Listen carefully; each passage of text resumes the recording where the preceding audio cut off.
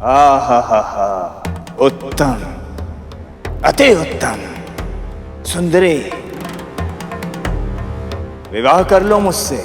तुमसे ही क्यों, मुझसे क्यों नहीं?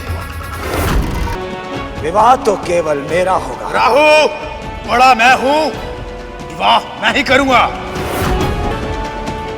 नहीं सुनेंगे भैया, परंतु अपनी मां की आज्ञा अवश्य मानेंगे। मेरी मां उचित ही कहती है। क्या कहती तुम्हारी मां? यही कि अंत समय वनप्रास में बिताना ही श्रेष्ठ होता है। अब आपके पुत्रों को संभालने वाली सुंदरी आ गई है दीदी मां।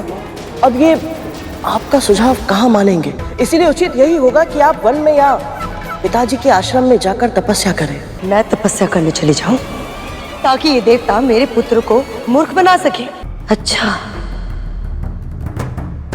तो ये अप्सराएं षड्यंत्र है मेरे पुत्रों के विरुद्ध। कोई भी इन अप्सराओं के निकट नहीं जाएगा। देवता को लेने दो इन्हें, ये आदेश है मेरा। बागर, तुमने बिना कुछ किए ही अप्सराओं का निर्णय देवताओं की ओर करवा दिया।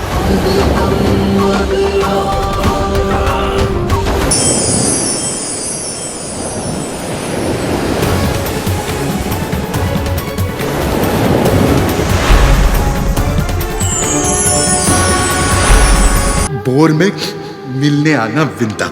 कल कुछ ऐसा होगा जिसकी तूने कल्पना तक नहीं की होगी।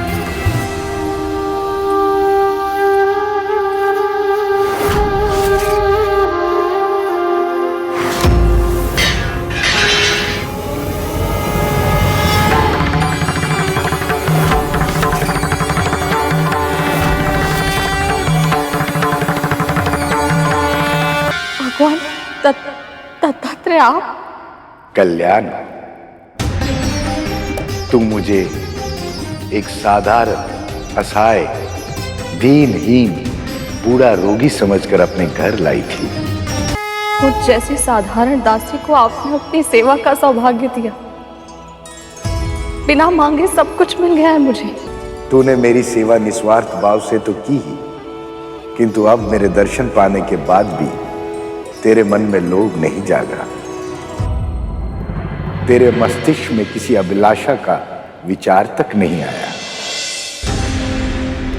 और इसलिए अब मैं तेरी झोली में वो सब डालूंगा, पूरी तरह सुपात्र होने के पश्चात भी, जिसके लिए तू वर्षों तक तरसी है।